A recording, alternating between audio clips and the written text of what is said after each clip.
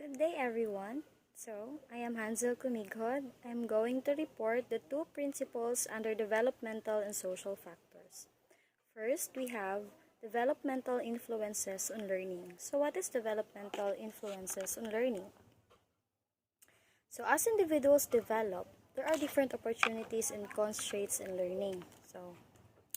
Meron daw maraming opportunities, but there is also constraints. When you say constraints, it is hindrances on learning. So learning is most effective when differential development within and across physical, intellectual, emotional, and social domains are considered. So, sabi ko nga kanina, merong mga hadlang or constraints in learning. So, ito yun siya, yung physical, intellectual, maybe emotional, or social. Pero dapat itong mga hadlang na ito ay dapat nating i-consider. So, I have here 3 examples as per asked by our teacher we should give 3 example situations in every principle or in each principle. So, first, if you have a student that is having a disability, so probably he has limited capabilities. For example, kulang yung fingers niya. So, hindi mo talaga siya mapupush na gawin yung isang activity na para dapat sa mga walang disability. So, isa ito sa mga hadlang na matuto sila. For example, tinuturuan mo sila paano magsulat. So, sa mga merong disability, mahihirapan sila na magsulat ng maayos because of the said disability. So, that's for physical. So, next we have the intellectual. So, if a child has a illness like dyslexia, so dyslexia is a learning disorder that involves difficulty reading due to problems identifying speech sounds and learning how they relate to letters and words. So, this dyslexia is a reading disability. Dyslexia affects areas of the brain that process language. So, kapag meron kang disorder na ganito, mahihirapan ka talaga mag-cope up sa mga sound, like speech sound. So, mahihirapan yung bata na matutong magbasa. And because of this, he should have a problem in reading which affect his academic excellence. So kumbaga magiging behind talaga siya when it comes to learning. So if meron siyang kaklase na walang disorder, so mas madali talaga para sa kanila matutong magbasa.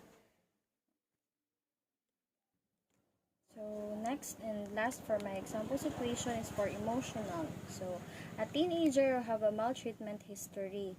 So, she cannot focus on reading because of the trauma have caused by the maltreatment. So, because of the trauma, nahihirapan siyang magbasa. Hindi siya makafocus sa pinagagawa ng kanyang teacher. So, meron siyang emotional problem.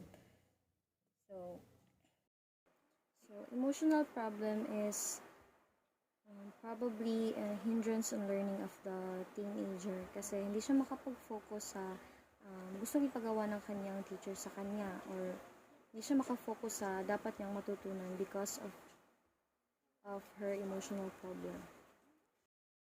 So next we have the social influences on learning. So social influences on learning learning is influenced by social interactions, interpersonal relations, and communication with others. So yung kanina yung developmental is referring yun siya as individual and development. Ito is yung influences ng mga taong nakapaligid sa iyo.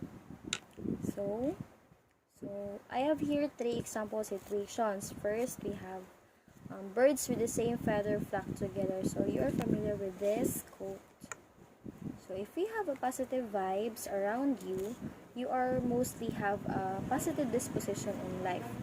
So, tama naman. Kapag yung nakapaligid sa iyo is mga positibong tao, so ikaw mismo magiging positive ka din sa buhay. Then, next we have, if a child grows in a chaotic and violent family, he watches his father beat his mother, he should mostly violent in the future. because of his exposure to violence. So, dito natin masasabi na yung kumbaga adaptation. So, ma-adapt ng bata yung kung ano yung nakikita niya sa mismong pamilya niya o sa mismong papa niya na sinasaktan yung mama niya. So, in the future, pwede niya itong ma-adapt or pwede din na hindi niya ito gawin. So, third, we have the if a child's parents spend a lot of time on church, most likely he will also be an active member of a church because that's what he see in his parents. So, kagaya ng yung kanina is negative man yun siya. Ito siya, this is a positive influence by the family itself of the child. So, if active daw yung parents niya sa church, so, yung anak niya din, probably kapag lumaki na, is magiging active member din sa church. So, learning can be enhanced when the learner has the opportunity to interact and to collaborate with others on instructional tasks. So, mas